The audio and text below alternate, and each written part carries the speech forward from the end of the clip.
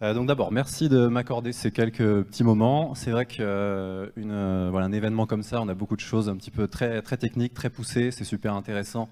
On voit un petit peu tout ce qui peut se faire dans le domaine de la data. Moi, je vais parler de quelque chose d'un un peu plus pragmatique, un peu plus, on va dire, plus terre à terre plutôt. C'est-à-dire l'idée en fait de se dire, donc tous les gens, les petites mains en fait qui travaillent dans l'analyse de données, donc les data analysts, les data scientists au quotidien. Qu'est-ce qu'ils font? Quelles sont leurs missions? Quels sont les outils qu'ils utilisent? En fait, qu'est-ce qui les caractérise? Donc, pour me présenter très brièvement, moi je suis donc data analyst freelance. Je travaille à mon compte depuis 1 an et demi. J'ai beaucoup travaillé dans le milieu des enquêtes, des sondages, donc c'est quelque chose qui m'intéresse. J'ai gardé quelques petites appréciations pour ce genre de thématiques. Donc j'ai travaillé voilà, pour un certain nombre de sociétés, dont Canard PC, dont on voit la petite illustration voilà, sur le petit lapin voilà, qui nous demande si on veut participer à un sondage. Et quand je me suis mis à mon compte, il y a 1 an et demi, en fait, j'avais une question qui était majeure, qui était de me dire finalement, qu'est-ce que je mets? Je suis titulaire d'un master en statistique, donc je suis statisticien. Pendant très longtemps, j'ai travaillé comme chargé d'études statistiques. Récemment, je suis passé data analyst du jour au lendemain. Et puis finalement, j'ai un certificat aussi data scientist, donc je pourrais très bien dire aussi, après tout, je suis data scientist freelance. Et donc c'était un petit peu la question centrale qui a motivé cette enquête, et puis un peu voilà, cette problématique générale de qu'est-ce qui se cache derrière ces termes, pour y voir un petit peu plus clair de finalement, concrètement, actuellement, les gens qui se disent data scientist, data analyst, qu'est-ce qu'ils font, qu'est-ce qu'ils utilisent comme outil, qu'est-ce qui les caractérise, pour y connaître un petit peu mieux ce qu'ils vont pouvoir faire. Alors, d'abord, petit retour en arrière. Il y a une quinzaine d'années, je finis mes études, donc je suis un jeune statisticien ou chargé d'études, comme on disait à l'époque. C'est une époque donc déjà lointaine en fait, parce qu'on est dans un secteur finalement qui évolue très vite, où les termes évoluent très vite, les outils évoluent très vite. Et à cette époque-là, donc je vais parler un petit peu comme un vieux con, hein, mais donc à l'époque, on parlait pas du tout de machine learning, on parlait pas du tout de data viz, on parlait juste de modélisation, de régression ou de prédiction. On utilisait des logiciels qui s'appelaient SAS, qui existent encore un petit peu toujours, SPSS éventuellement. Python, on entendait vaguement parler, mais on savait pas trop ce que c'était. Donc en fait, c'est quelque chose qui a beaucoup évolué, les termes aussi ont beaucoup évolué. Donc maintenant, on baigne vraiment dans ce monde de l'IA, de la data science, de l'analyse de données, de la data viz, à tous les niveaux. On utilise des outils également beaucoup plus modernes là-dessus. Moi, du jour au lendemain, quand à l'époque je travaillais à la BNP, d'un seul coup, sur ma fiche de poste, je suis passé de chargé d'études statistiques à data analyst. Mon collègue qui était à côté de moi, il était aussi chargé d'études statistiques, et lui, il est passé data scientist. Donc en fait, l'idée, c'est un petit peu de se dire qu'est-ce qui se cache vraiment aujourd'hui derrière ces termes dans la réalité des missions. Donc ce qui m'intéresse n'étant pas forcément le côté de la définition, on va dire, un petit peu officielle de ce qu'on peut donner aux termes, mais en donnant la parole aux gens, ceux qui travaillent dans la donnée, donc les data analysts, les data scientists, au quotidien, qu'est-ce qu'ils font, sur quoi ils travaillent, quels outils ils utilisent, qu'est-ce qui les rassemble, qu'est-ce qui les différencie, pour y voir un petit peu plus clair derrière ces deux profils. Alors, donc, d'abord, dans un premier temps, je vais vous parler de l'enquête que j'ai menée, donc la méthodologie que j'ai utilisée. Ensuite, je vous présenterai pas les résultats, parce que je n'ai pas la possibilité de le faire, mais je vous livrerai quand même les principaux, la conclusion qu'on tirera tout ça. Et après, vous pourrez voir le détail de toute façon, si besoin est, plus tard, c'est pas un souci. Donc, je vais m'attarder un petit peu sur la méthodologie, pour savoir un petit peu d'où sortent ces chiffres, d'où sortent ces résultats. Donc, le principe, c'est vraiment, c'est un peu old school, hein, c'est une enquête. Donc voilà, c'est une bonne vieille enquête, c'est-à-dire on envoie un questionnaire à des gens, on leur demande de participer, ils vont répondre aux questions, on récupère tout ça, on les passe à la moulinette, on regarde ce qui se passe dans les données et on restitue l'information principale. C'est une enquête vraiment que j'ai menée en fait, en tant qu'indépendant, donc il n'y a pas de commanditaire caché, il n'y a pas d'objectif caché, je n'ai pas reçu de chèque de tableau ou de je ne sais quel éditeur pour pouvoir influencer les résultats. Je l'ai vraiment fait de mon côté, avec tes petites mains, voilà, en utilisant un petit peu ce que j'ai appris à ce niveau-là. Donc c'est également donc, sans parti pris, c'est-à-dire que l'idée c'est de me dire, voilà, j'interroge les gens, et ils vont me dire qu'est-ce qu'ils utilisent, qu'est-ce qu'ils font, voilà, leurs caractéristiques, etc. Et derrière, on va réutiliser tout ça pour en tirer des conclusions. La cible de cette enquête, c'est vraiment les métiers opérationnels de la data, c'est-à-dire que j'ai pas cherché, alors j'aurais pas été capable d'ailleurs, mais d'interroger, on va dire, les managers, les gens qui voilà, ont un certain niveau de direction là-dessus. C'est vraiment les gens qui travaillent au quotidien, voilà, qui mettent leurs petites mains dans les données. Donc en l'occurrence, les data analysts, les data scientists, et tous ceux qui ont un titre qui s'en rapproche, donc les chargés d'études, les statisticiens, les data visualiseurs, voilà, tous ceux en gros qui vont travailler un petit peu la donnée. Et ma cible également, c'était vraiment les professionnels en activité, donc c'est-à-dire vraiment ceux qui travaillent, parce que mon objectif, c'est de voir quels outils sont utilisés, surtout actuellement dans leur travail, quelles tâches ils font actuellement dans leur travail. Et donc les étudiants ou ceux qui n'ont pas d'activité actuelle ont été exclus en fait, du sondage. En termes de méthodologie, on est sur un sondage empirique. Évidemment, c'est pas un sondage probabiliste, donc c'est pas un sondage dans les règles de l'art. De toute façon, je pense qu'on ne pourrait pas en faire. En tout cas, je ne vois pas comment on pourrait mettre en place un sondage probabiliste sur cette thématique. Donc l'idée, ça a été tout simplement de contacter des volontaires.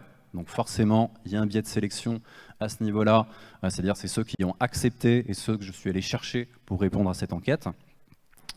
Mais voilà, l'idée, c'est de partir sur une approche pragmatique, mais qui au moins peut permettre de fonctionner et d'en tirer des résultats, et puis aussi de voir un petit peu, de toute façon, avec ce qu'on connaît déjà un petit peu du métier, est-ce qu'on est à peu près sur on va dire, le type d'échantillon sur lequel on s'attend. Pardon, je prends dans le mauvais sens.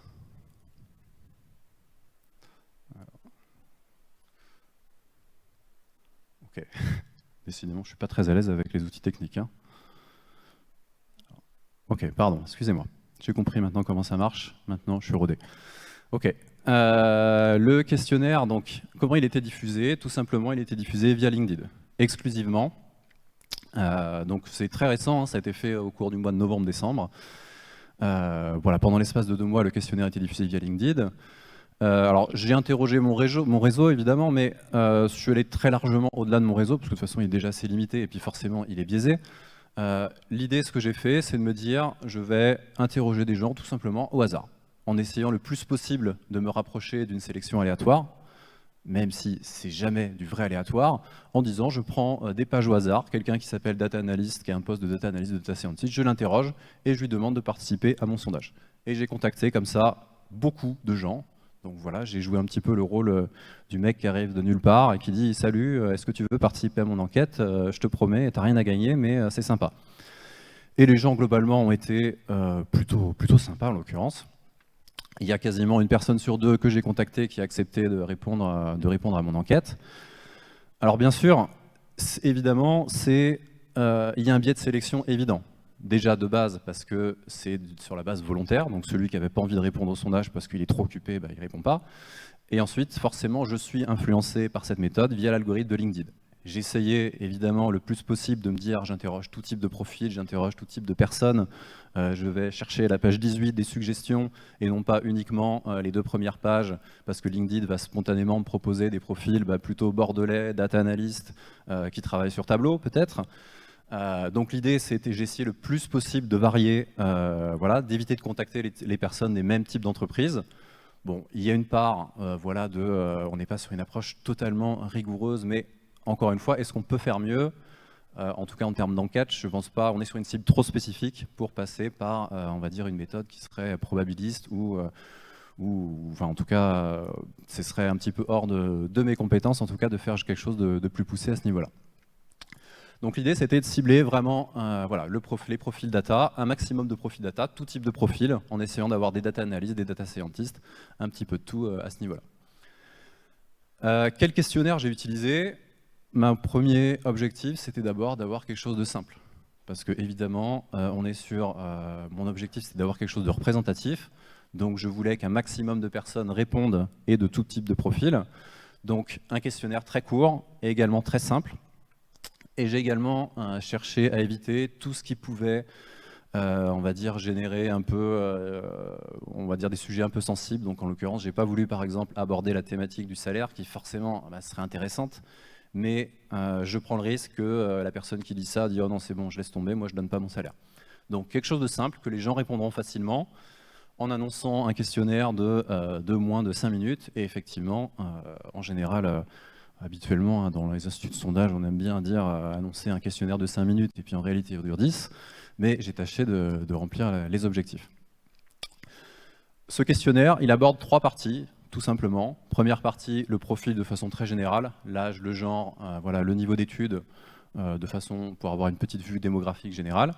Et surtout ensuite, deuxième thématique, les outils. Donc quels outils ils utilisent au quotidien, leurs connaissances, à quelle fréquence d'utilisation, quel outil ils utilisent rarement, régulièrement, etc. Troisième point ensuite, les missions. Quelles sont les missions au quotidien qu'ils font? Donc régulièrement, au quotidien, est-ce qu'ils vont travailler des bases de données, est-ce qu'ils vont faire de la modélisation, est-ce qu'ils vont voilà, faire de la visualisation, etc. Les missions effectives et les missions préférées. Qu'est-ce qu'ils préfèrent faire et qu'est-ce qu'ils font au quotidien dans leurs analyses. Donc 3 blocs de questions, tout simplement, simplement pour avoir cette vision au niveau du profil, au niveau des outils et au niveau des missions. Au final, on a un échantillon d'environ 150 personnes qui a été recueilli. Donc en termes de taille d'échantillon, ce qui est déjà pas mal pour faire un minimum d'analyse. Et surtout, ce qui permet d'analyser vraiment les 2 axes différenciés. D'un côté, les data analysts, de l'autre, les data scientists. Également, suffisamment de bases pour pouvoir éventuellement faire des petits tris supplémentaires par rapport aux tranches d'âge, par rapport au genre. Est-ce qu'on peut voir aussi des différences au niveau de l'âge, au niveau du genre? Mais voilà, un échantillon assez, enfin voilà, en tout cas suffisamment, on va dire qu'il respecte une base minimum pour pouvoir être travaillé, avec une certaine diversité également de profils et de secteurs. Donc en l'occurrence, alors en plus je ne vais pas avoir les résultats là à vous montrer, mais en gros on a 20% de profils de gens qui travaillent dans la banque assurance, on en a 15% environ qui travaillent dans la santé, on en a aussi de mémoire 15% qui travaillent dans les sociétés de services informatiques et statistiques, et le reste on a vraiment de tout. Donc en fait voilà, des gens qui travaillent dans le secteur du transport, c'est là qu'on se rend compte aussi de toute la diversité maintenant de ce métier qui maintenant est vraiment présent dans tous les secteurs. Bon, bien sûr, il y a un certain travail qui a été fait sur les données avant de pouvoir présenter les résultats de cette enquête. J'ai fait le choix d'associer tous ceux qui actuellement se définissent comme chargés d'études à des data analystes. Alors j'ai vérifié les chiffres aussi, que c'était cohérent, et effectivement, globalement, c'est plutôt cohérent. J'ai fait le choix aussi, qui par contre est peut-être plus discutable, d'associer ceux qui se disent actuellement statisticiens aux data scientists. Et là, pour le coup, au niveau des chiffres, on voit quand même des petites spécificités, mais on va dire pour donner cette première vision globale, notamment aujourd'hui, je fais cette grande distinction, voilà, 2 grands groupes, chargés d'études, enfin data analyst pardon, et data scientist. Tous ceux qui avaient pu avoir un profil un petit peu plus atypique, un peu plus orienté vers l'informatique, donc qui, bon, à mon sens, s'éloignent un petit peu de mon cœur de cible, data analyst, data scientist, ont été exclus. De même que tous ceux qui en fait sont pas en activité, donc c'est-à-dire les étudiants qui sont pas sur un stage en alternance ou ceux qui sont inactifs, donc qui n'ont pas actuellement la possibilité de dire je travaille sur tel outil dans tel secteur, ont également été exclus dans le cadre de cette enquête. Donc on passe à la phase de présentation des résultats qui n'aura pas lieu et on va aller directement à la phase de conclusion. Donc c'est pas un souci, de toute façon, voilà, l'essentiel est là. Alors, qu'est-ce qui se passe en termes de conclusion? Première partie, au niveau des profils. Donc le profil, principalement, tout simplement, profil socio-démo, en fait, au niveau des diplômes. Donc d'abord, on est sur des métiers qui sont jeunes, ça, on s'en doutait. On a, alors de mémoire, le dernier quartile, il est à 35 ans. Donc déjà, moi, je suis au-dessus, c'est foutu, je suis parmi les vieux. Bon, ça, on le sait. C'est également relativement paritaire. Donc au niveau de la répartition homme-femme, alors il y a une légère dominance des hommes, mais qui est globalement assez similaire. Et sur ces points-là, âge et sexe, moi j'observe peu de différence entre data analyst et data scientist.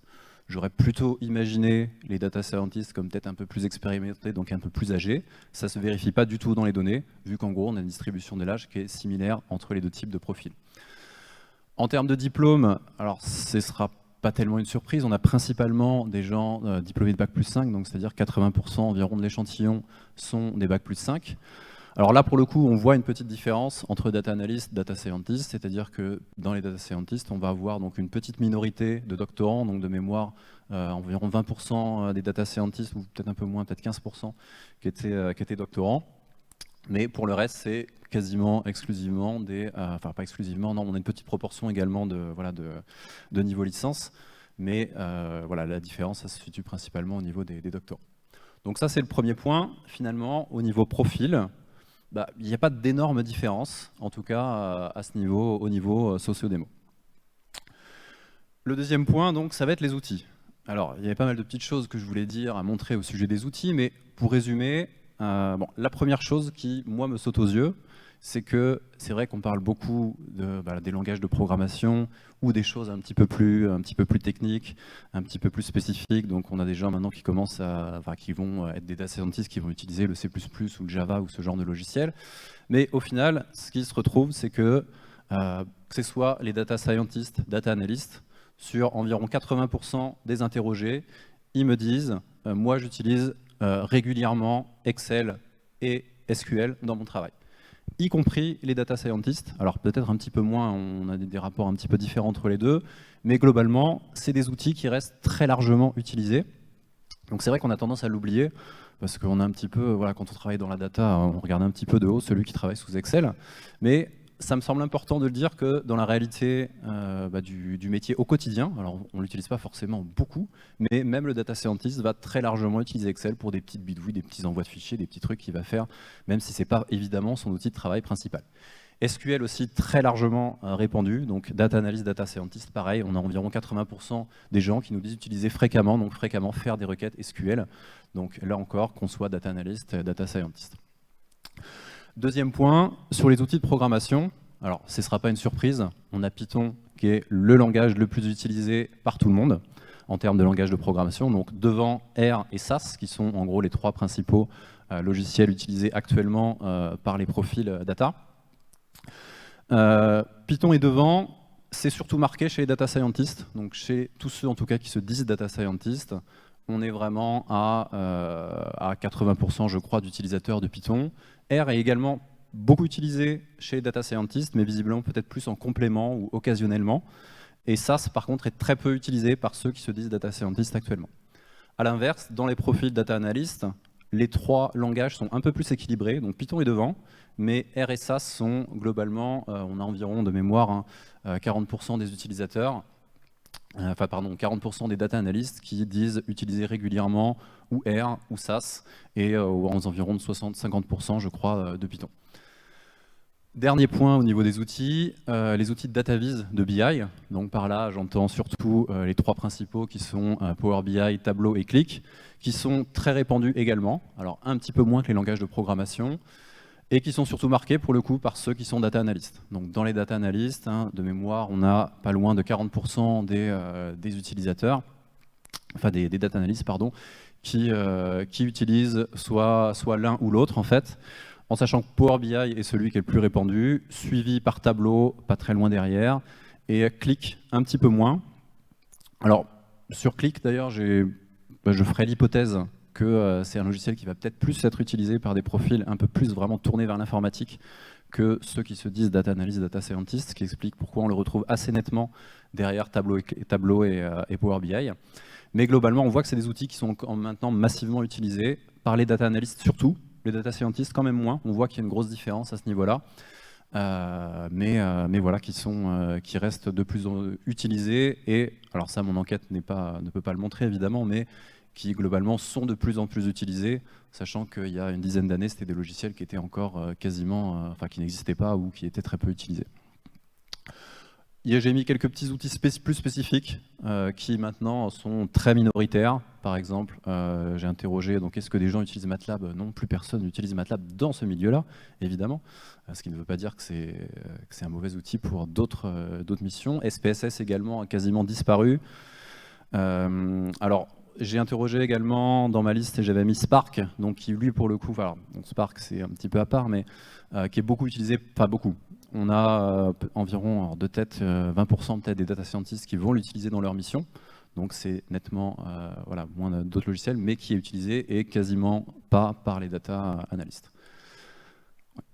Ok, je conclue rapidement. Donc la dernière partie justement de mes résultats, ça tombe vraiment très bien en fait que je ne puisse pas détailler, sinon j'aurais exposé le timing et j'aurais dû m'arrêter, donc là je vais pouvoir faire ma conclusion correctement. Au niveau des missions, Première chose qui saute aux yeux dans les résultats, c'est que là, le côté manipulation de données, visualisation, extraction de données, c'est vraiment ce qui revient systématiquement par les data analysts comme par les data scientists. Les data scientists, c'est vrai que forcément, quand on fait une conférence, on va parler plutôt du modèle, des aspects plus techniques qui vont plus intéresser les gens. Mais dans leur quotidien, on voit que les data scientists, les data analysts nous disent en fait, c'est des missions que je fais à 80%, 90%, visualiser, manipuler des données, c'est ce que je fais l'essentiel de mon temps. On a par contre une grosse différenciation, et c'est là qu'on voit la différence justement entre les deux profils, c'est que dans les data analysts, pour le coup, alors ils vont faire beaucoup plus des tableaux de bord, donc ça se remarque beaucoup dans les résultats, un petit peu plus de visualisation et de requêtes. Quand on interroge les data scientists, on voit que tout ce qui a trait aux algorithmes, donc le traitement d'images, le text mining, le machine learning, etc., on voit une grosse différence de résultats entre les deux. Donc c'est logique, c'est attendu, mais voilà, il y a une vraie différence là-dessus qui se retrouve. Ces spécificités se retrouvent dans les différences de mission. On a des analystes qui aiment visualiser, les scientists qui vont plutôt aimer prédire et modéliser. Donc finalement, il y a une corrélation assez forte entre celui qui va plus faire tel type d'activité va plutôt préférer ce genre d'activité. Je remarque aussi que l'intérêt est beaucoup moins prononcé pour les problématiques métiers. Donc dans la liste du questionnaire, on leur demandait est-ce qu'ils étaient intéressés, est-ce qu'ils avaient un attrait dans leur mission préférée pour les problématiques métiers. C'est finalement pas quelque chose qui ressort. Donc c'est peut-être quelque chose d'un peu plus discutable. Je sais que on a peut-être parfois plus tendance à s'intéresser aux problématiques techniques que métiers.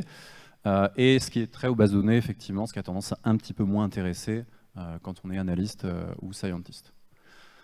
Donc je vais terminer juste sur cette synthèse globale pour dire que on observe des profils démographiques qui sont proches, une large étendue de missions et d'outils qui sont communs, et avec une différenciation qui est surtout marquée par les statistiques, les algorithmes, l'usage plus généralisé de Python. Et donc voilà, c'est des choses qui sont forcément assez connues, ce qui était, donc je fais que enfoncer des portes ouvertes, on est bien d'accord. Mais ce qui est intéressant, c'est de voir aussi vraiment la hiérarchie de ces outils, de voir comment ils évoluent, de voir vraiment la réalité des différentes tâches qui sont marquées par les uns ou par les autres. Et je vais juste poursuivre là-dessus. Pour dire que c'est une enquête qui est ouverte, je l'ai fait sur mon temps, c'est un projet personnel. Je mets à disposition, donc en fait j'avais préparé une story tableau, vous pouvez explorer toutes les données, donc vous pouvez aller la récupérer facilement, vous pouvez la retrouver. Elle est mise à disposition, je peux aussi vous mettre à donner les dispositions, de toute façon tout ça c'est ouvert. J'ai également des étudiants qui vont continuer à travailler sur le sujet, qui vont mettre en place des analyses multidimensionnelles pour essayer de creuser un petit peu tout ça, donc n'hésitez pas à consulter ce que j'ai pu faire. Si vous voulez me consulter également, si vous avez une question, des idées de pistes, tout ça je suis preneur, n'hésitez pas à me contacter, c'est un sujet qui est ouvert, les données sont ouvertes, mes visualisations sont partagées, donc n'hésitez pas à les consulter et à me proposer vos suggestions, vos retours, vos commentaires en tout genre. Et je vais terminer là-dessus, donc je vous remercie pour votre attention, désolé pour les petits soucis techniques, mais finalement c'est pas plus mal comme ça. Merci. Alors je dois dire que il y a une activité féroce sur le chat. Tu pourrais récupérer éventuellement d'autres données ou peut-être d'autres questions à rajouter. Donc je vais faire un petit résumé un petit peu de ce qui se passe. Principalement, il y a peut-être deux questions que je peux poser venant du chat. De mémoire, est-ce que tu as une idée de la proportion de docteurs ou de femmes docteurs doctorants dans les deux catégories ou en général? Par docteur, donc ceux qui ont un bac plus 8, un doctorat, ouais, une thèse. Alors de mémoire, j'ai en tête 20% environ chez les data scientists et quasiment rien chez les data analysts. Ok. De mémoire. Après, homme-femme, on peut le voir de toute façon sur la visualisation de tableau, là vous pouvez voir directement. Mais, donc je peux simplement dire, allez voir sur le tableau public sur GitHub, mais je vais quand même poser la question parce que... Oui, non mais... il y a Johanna qui... Alors, vis-à-vis des langages, tu as parlé d'un langage, tu n'as pas parlé vraiment des plateformes, elle citait Dataiku ou d'autres types d'outils comme ça? Ouais, non, j'ai pas du tout cité Dataiku, c'est vrai que je me rends pas compte en plus du tout, c'est vrai que ce serait intéressant de voir. J'ai pas cité du tout. Après, c'est vrai que j'ai fait aussi des choix pour pas alourdir le questionnaire. Donc et c'était des cases à cocher multiples. Mais c'était pas présent. C'était pas présent. C'est pas présent. Voilà. C'était pas présent. Donc effectivement, je ne peux rien dire sur Dataiku parce que c'était pas mentionné dans le questionnaire. D'accord. Est-ce qu'il y a une question dans l'assistance? Oui, il y en a une.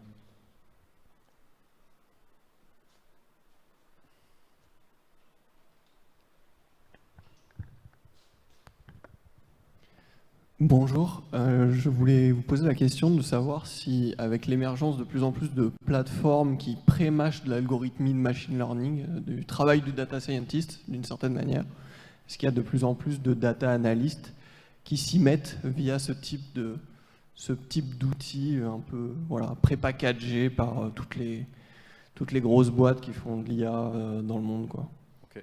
Alors très clairement, mon enquête n'a aucun élément pour répondre à cette question. Donc là, non, je peux pas dire du tout. Après, dans l'idéal, j'aimerais bien refaire cette enquête d'ici 2 ans. Et donc du coup, je suis preneur de toute suggestion, justement. Ça va tourner et peut-être un questionnaire qui permette de répondre à des questions comme la tienne. Ah, il y a une autre question encore au fond. Alors, le temps que le micro arrive, je peux juste remarquer, ceci dit, à ce sujet-là, qu'il y a quand même une proportion non négligeable de data analysts qui disent, dans leur quotidien, faire des missions de prédiction, de machine learning. C'est voilà. évidemment beaucoup plus minoritaire que chez les data scientists, mais c'est pas, c'est pas marqué non plus de façon très rigide. Moi, ma question, c'était pourquoi avoir mis les chargés de mission, chargés de projet dans data analyst, alors que ça peut plus s'apparenter, à mon sens, aux data scientists, parce que c'est des missions qui sont plus larges, et puis où parfois il va y avoir de la prédiction, des choses comme ça aussi. Ouais. Alors, en fait, non, c'est vraiment les chargés d'études ou chargés d'études statistiques. Et moi, alors c'est peut-être mon biais à moi, mais le chargé d'études, en fait, en gros, c'est l'ancien terme du data analyst. Alors, j'ai regardé un peu dans le détail avant de faire l'agrégation. En gros, j'avais quasiment la même chose entre chargé d'études et data analyst. Si ce n'est que le chargé d'études avait 30 ans en moyenne, alors que le data analyst en avait 25. Et pour le reste, au niveau des outils, c'était très similaire. Et effectivement, ça correspond à ma propre expérience. Moi, j'ai été chargé d'études statistiques pendant longtemps. Bon, un jour, on m'a dit, maintenant, tu es data analyst. Mais fondamentalement, pour moi, ça reste la même chose. Donc, ça ne me surprend pas à cette proximité. Celui qui m'a dit, je suis chargé de projet ou je suis business analyst. Enfin, en gros, j'ai exclu quand... Voilà, je me suis limité. En fait, c'est vrai que le choix que j'ai fait, c'est-à-dire, c'est celui qui se dit data analyst, celui qui se dit data scientist. Donc après, si celui qui se dit je suis data scientist et je travaille que avec Excel, il est quand même data scientist sur le papier, parce que moi ce qui m'intéresse c'est celui dont le titre, la question c'était quel est votre titre dans votre poste actuel. Donc celui qui a le titre de data scientist, il est considéré comme data scientist. J'ai fait un petit peu de recodage après de certaines catégories un petit peu à part, parce qu'il y avait l'un autre. Mais le gros des gens qui répondaient, c'était sur mes quatre termes que j'ai proposés. Oui, c'est en fait, j'allais conclure en posant un peu le même type de question, mais du coup là, entre chargé d'études statistiques et data analyst, le problème ne se pose pas. On pourrait même dire que les chargés d'études statistiques ne sont pas sur LinkedIn, et ceux qui y sont arrivés ont converti leur titre en data analyst éventuellement. C'est un petit peu ça, effectivement. Par contre, statisticien versus data scientist, j'en connais un statisticien, le pauvre, il est mort il y a pas longtemps, 3 semaines, c'est David Cox, vous le connaissez sans doute. Il est mort à 97 ans. Bon, il a un peu révolutionné la statistique anglaise. Je ne pense pas qu'il se soit appelé data scientist même à la fin. Pas aimé, effectivement. Alors juste pour terminer là-dessus, effectivement, alors des statisticiens, j'en ai pas beaucoup, donc pas assez non plus. C'est pour ça aussi que je voulais pas en parler. Donc je les ai un peu arbitrairement regroupés aux data scientists. Mais c'est vrai qu'il y a une différence qui se voit dans les résultats du questionnaire. Vous pouvez les voir si vous regardez la story tableau.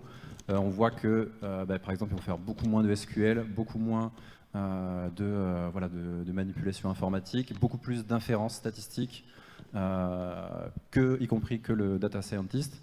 Donc il y a effectivement, si j'avais plus de bases, j'aurais peut-être séparé en 3 groupes. Et là j'ai simplifié un petit peu. Oui. L'année prochaine avec plaisir. Ok. Donc s'il n'y a pas d'autres questions, si Antoine, bien sûr. Une dernière. Moi je suis surpris par la question de genre ou de sexe. Je pensais que c'était beaucoup plus équilibré que ça. Alors équilibré dans quel sens? Parce que beaucoup plus d'hommes que de femmes, ou assimilés. Effectivement, alors de mémoire c'était 55-45 au total. C'est un peu plus chez les data scientists, donc c'était peut-être 60-40. Alors j'ai plus les chiffres exacts, bon après ça reste un échantillon. Donc moi ça me surprend qu'à moitié. Parce que les stats que nous on voit plutôt, c'est plutôt du 80-20. Hein. Beaucoup d'hommes et peu de femmes. Le thème de la statistique, venant des mathématiques, est celui qui est le plus féminin par rapport aux maths. Certainement aussi du point de vue de l'informatique, encore que je ne suis pas sûr que les profils y soient comptés. Et en fait, il y en a beaucoup. Il y a même des entreprises, je ne vais pas la citer là, mais pour lequel il y a une majorité de femmes dans le service dans le Sud-Ouest. C'est vrai que, bon, après, toute expérience est différente. Moi, j'ai toujours été dans des milieux plutôt féminins. Voilà, je travaillais dans les secteurs data analyst, donc c'était plutôt principalement féminin. C'est vrai que dans mes études aussi, c'était un peu équilibré, un peu féminin. Alors c'est vrai que depuis quelques années qu'il y a vraiment la data science, je pense que on va dire que la profession, à mon avis, se masculinise assez fortement. Après, il y a sans doute des imprécisions de l'enquête, mais en tout cas, moi, je trouve dans mes résultats effectivement une certaine diversité de genre. Ok. Bon, merci Antoine, on va clore la présentation.